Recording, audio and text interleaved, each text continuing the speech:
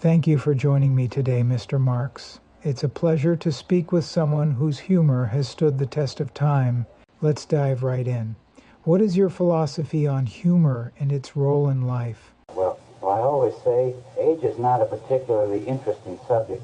Anyone can get old. All you have to do is live long enough. Humor, on the other hand, is a marvelous way to navigate through the absurdities of life. If you're not having fun, you're doing something wrong. I prefer to poke fun at reality because I'm not crazy about it, but it's still the only place to get a decent meal. That's a great perspective. Speaking of life, what are your thoughts on growing older? Growing older? Well, I must confess I was born at a very early age. But seriously, middle age is when you go to bed at night and hope you feel better in the morning. Old age is when you go to bed at night and hope you wake up in the morning. So a bit of a trust, really. The secret of life is honesty and fair dealing. If you can fake that, you've got it made. And what about marriage? You've had some humorous takes on it. Ah, marriage. It's a wonderful institution. But who wants to live in an institution? See, marriage is the chief cause of divorce. I was married by a judge. I should have asked for a jury. Relationships can be tricky. And if you find it hard to laugh at yourself, I'd be happy to do it for you. Your wit is sharp as ever. Let's talk a bit about money.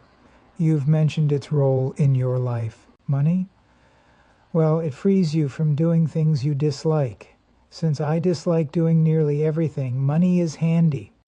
But remember, while money can't buy happiness, it certainly lets you choose your own form of misery. I intend to live forever or die trying, and I'd like to do it comfortably if possible. You have a unique way of looking at things. How do you handle disappointment or failure? Disappointment is part of life, but I've learned that no one is completely unhappy at the failure of his best friend. It's all about perspective. I, not events, have the power to make me happy or unhappy today. Yesterday is dead, tomorrow hasn't arrived yet. I have just one day, today, and I'm going to be happy in it. That's a refreshing outlook. Looking back on your career, what do you think about the nature of success? Success is a funny thing. I don't care to belong to a club that accepts people like me as members. I've always believed that politics is the art of looking for trouble, finding it everywhere, diagnosing it incorrectly, and applying the wrong remedies. So if you can find humor in it, you're already ahead of the game. What advice would you give to those navigating the complexities of life? You can never live long enough to make them all yourself. And remember, blessed are the cracked, for they shall let in the light. So embrace your quirks and keep laughing.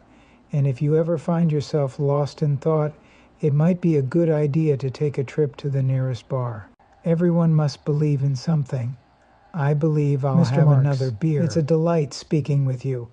I'd love to hear your thoughts on legacy. What do you hope people remember you for? Legacy? Why should I care about posterity? What has posterity ever done for me? I think if people remember my humor and the joy it brought them, that's more than enough. After all, outside of a dog, a book is a man's best friend. Inside a dog, it's too dark to read. So let's just say I prefer to leave them with a smile rather than a serious lecture. That's a wonderful sentiment. Humor really does have a way of connecting people. Do you think there's a specific type of humor that resonates more as we age? Well, time flies like an arrow, but fruit flies like a banana. As you age, you might find that the humor in life becomes more about the absurdity of it all. The only real laughter comes from despair. And as you gather more experiences, you realize just how ridiculous life can be. It's all about finding joy in the chaos. Speaking of chaos, do you have any thoughts on the current state of the world? Ah, the world. It's a circus, and I'm the clown who forgot his act. But here's the thing, whatever it is, I'm against it. Politics, war, and all that jazz can be overwhelming, but laughter is the best antidote. You can't laugh at the ridiculousness of it all, you might just cry. We wouldn't want that now, would we? Very true. It seems like you've always found a way to inject humor into serious situations. How do you maintain that perspective? simple, really. I live by the motto that I choose to be happy or unhappy. Not even have the power to make me happy. Unhappy today. When life throws its curveballs, I just remind myself that it's not about what happens, but how I react. And if I can find a way to laugh at it, then I've won the day. That's inspiring. Do you have any more words of wisdom for the audience? Absolutely.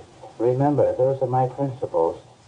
And if you don't like them, well, I have life is too short to take seriously. So read a book, tell a joke, and if you find it hard to laugh at yourself, I would be happy to do it for you. And remember, if you ever feel lost, just look for the nearest bar, because there's always a drink waiting for you. Thank you, Mr. Marx. It's been an absolute pleasure conversing with you today. Your wit and wisdom are truly timeless. Thank you. And remember, I shall drink no wine before it's time. Okay. Now, if you'll excuse me, I have a date with destiny, or at least a drink with my imagination. Hello, I must be going. Goodbye, and keep laughing. Wait, before you go, another question. If you could give advice to your younger self, what would it be? My younger self, I'd probably say, learn from the mistakes of others. You can never live long enough to make them all yourself. And I'd remind him that it's impossible to design anything foolproof because fools are so ingenious. So just roll with the punches and don't take yourself too seriously. That's solid advice. What do you think is the key to maintaining joy throughout life? The key to joy? I'd say it's about keeping your sense of humor intact. If you can find laughter in the mundane and absurd aspects of life, you'll always have a reason to smile. I like to think that if you're not having fun, you're doing something wrong. So go out there, enjoy yourself, and remember, outside of a dog, a book is a man's best friend. And inside a dog, I can't help but ask, what is your take on the process of growing old, especially in light of the humor you find in it? Growing old. It's like being a fine wine, though I must admit I prefer to think of myself as a classic cheese, a bit pungent perhaps, but always with character. You see, age is not a particularly interesting subject. Anyone can get old. All you have to do is live long enough. But I find the secret to dealing with aging is to embrace it with a hearty laugh. So you see humor as a tool for coping with aging? Absolutely. I once said middle-aged when you go to bed at night and hope you feel better in the morning. Old age is when you go to bed at night and hope you wake up in the morning. All about perspective. If you can find joy in little things, a joke, a comfy chair, a drink with friends, you sidestep the dreariness of it all. That's a refreshing outlook. Do you think humor changes as we age? Oh, certainly. As you're older, your humor may take on a more reflective tone, but it's still rooted in the absurdities of life. After all, the only real laughter comes from despair, and as we age, we accumulate plenty of material. But remember, blessed are the cracked, for they shall let in the light. It's just another chapter in the comedy of life. I intend to write it with as many punchlines as possible. It sounds like you have an extraordinary way of turning life's challenges into comedy. Well, if you can't laugh at your own situation, who can you laugh at? And trust me, if you find it hard to laugh at yourself, I would be happy to do it for you. So when it comes to growing old, just remember, I intend to live forever, or die trying. And if I do grow old, I'll do it with a wink, a smile, and a quip or two. Thank you for that wisdom, Mr. Marx. It's been a joy listening to your thoughts on life, laughter, and growing older. The pleasure's all mine. And remember, if you ever feel down about aging, just think of it as another opportunity to prep your comedy routine. Now, if you'll excuse me, I have an elephant in my pajamas to deal with. How it got there, I'll never know. That's a fantastic way to wrap this up. Thank you for sharing your thoughts and laughter today, Mr. Marx. Thank you for having me. And remember, if you find yourself overwhelmed by life, just look in the mirror and remind yourself that you're the punchline to your own joke. Now, if you'll excuse me, I have an appointment with a good meal, preferably one that involves no cooking. Until next time, keep laughing and live life whimsically. It's been a true pleasure. Goodbye, Mr. Marx. Goodbye. And remember, time wounds all healed. If you need me, I'll be in the next room, plotting my next ridiculous adventure, or maybe just taking a nap. Either way, I know I'll be happy. Thank you once again for the laughter and inspiration. Anytime.